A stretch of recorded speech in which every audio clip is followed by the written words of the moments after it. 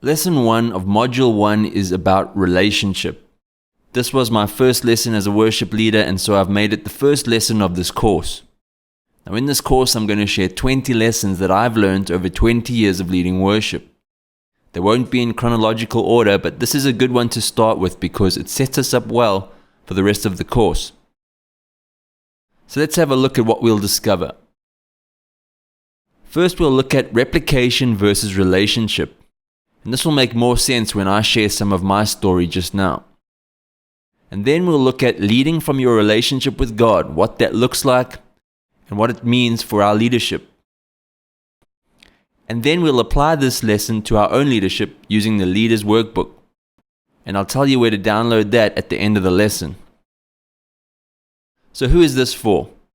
This lesson is for everyone because what we cover affects the whole band. It's not just about what you say as a leader, but the overall approach we take to worship.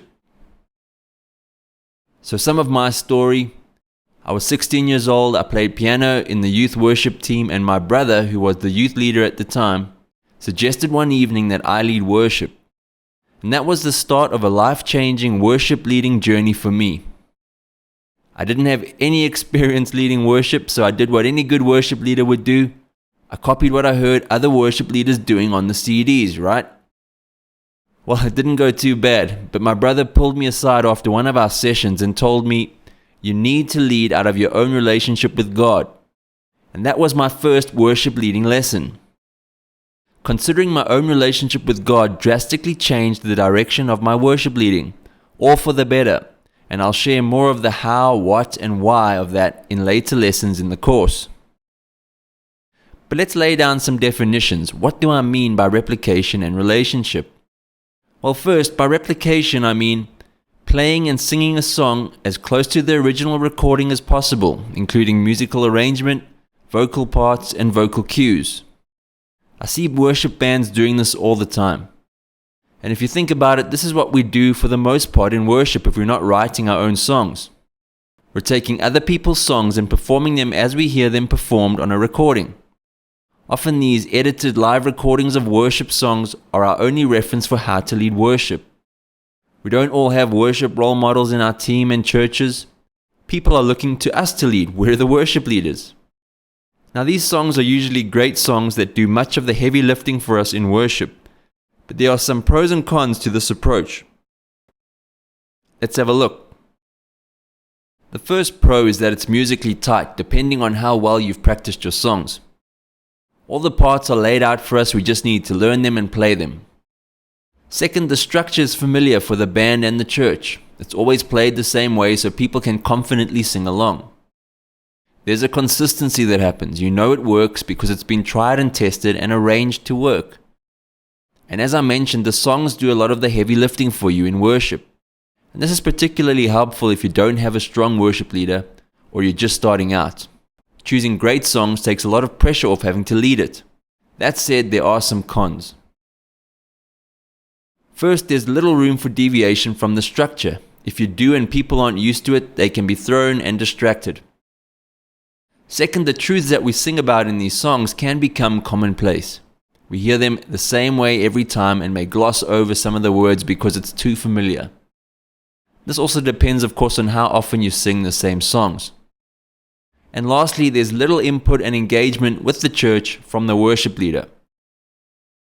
And so a lot of this course is about maximizing engagement and giving valuable, meaningful input to bring life to your team and your church every single week.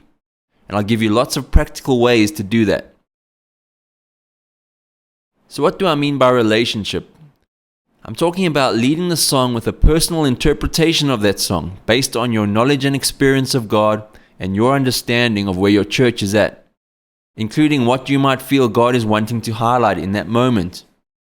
And even if you don't share something of what God is highlighting in the moment, you sing with much more conviction and authority when you lead from your relationship with God. But let's have a look at some pros and cons of leading from your relationship with God. First, it's spiritually more dynamic. You're wanting to bring something meaningful and in season for your church in your times of worship. The emphasis is on God being with us today, here and now. The cons are that this can be messy and unhelpful if you're not confident and you don't know how to do this well. You may have something powerful to share, but your execution leaves people wondering. In this course, we'll look at how to lead confidently and find the right words and the right timing to share meaningful, pivotal things that lift people's expectation and engagement and tap into what God is saying and doing. Another con could be that it takes more time in preparation. That said, we're talking about our relationship with God, so it shouldn't be seen as a taxing task, but just to be aware that there's more preparation involved. In Module 2, we look at everything you need to consider in your preparation. I have you covered on that front, I promise. And lastly, you have to be a strong worship leader. The songs still do a lot of the lifting for you, but there's far more input and engagement from you as the leader. And in Module 4, we look at different ways to maximize engagement and why this is an essential part of worship leading. But let's do a last comparison of replication and relationship side by side and see how they differ. Replication is about presentation. All of our efforts go into getting the arrangement right and playing it like it is on the recording. Even if we change it a bit, we spend a lot of our time getting the presentation right. When we lead out of relationship, we focus on what God is doing now in our lives, sometimes at the expense of presentation. But again, we'll look at how to do this correctly in a way that includes everyone. In replication, the message is always the same. We play the same song the same way and we don't lead during the song. So there's no new message and potentially no growth in understanding of worship and knowledge of God. In relationship, the emphasis can change each time based on what God is saying and doing in our church right now. In replication, the songs are seen in isolation. There's not necessarily a link between the songs or a bigger picture. We just have 4 or 5 great songs, one after the other. When we lead from a relationship, the songs are all building on a bigger journey. We're shaping the worship culture of our church. In replication, the songs determine the worship and the song leader helps present those songs well. In relationship, the leader demonstrates worship and the songs help us do that. Replication often sounds really professional. In relationship-focused worship leading, there's more of a prophetic edge as we seek to bring something of what God is saying to us as leaders about where God is taking us as a church. This slide sets us up well for the rest of the course because the rest of the lessons are about maximizing the strengths in each of these styles to take your times of worship up a level and consistently lead with confidence as God takes our teams and our churches from strength to strength and draws people to Himself as we draw near to Him. I think it's important to be aware of the differences of these two approaches and harness the strengths in each. In the following lessons and modules, we'll look at the strengths of both and cover song arrangements, learning songs, playing well, working with your team, communicating effectively, preparing your song list, finding the right words to say, flowing with what God is doing, and much, much more. So don't worry about the details of that just yet. We'll definitely get there. As we've been discussing this, you've probably already recalled moments you found yourself in either camp, for better or for worse. What we sometimes forget is that when songs are first written, they are written in a specific season of that church or songwriter's life. They start in the relationship space. And by the time we download a recording of it, the song has already been on a worship journey months or years long. We hear one version of the song that carries a much bigger story of relationship, a representation of something God was doing in someone's life or someone's church many months before. So when we just recite the song as part of our Sunday worship, we can often miss the weight of what the song represents. It's something we don't get to see or hear on the live recording we downloaded.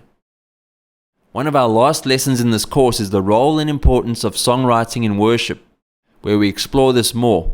But this is why it's so important that we are aware of our responsibility as worship leaders to lead from our relationship with God. So how should we lead then? Well, the goal is not to get from song 1 to 5 without incident. I know it sometimes feels that way, especially when you're unprepared and not very confident in your leading. You just want to keep your head down and get to the end of your set. I've been there. But there's more to leading worship. How we lead should affect the way people leave that meeting and arrive at the next.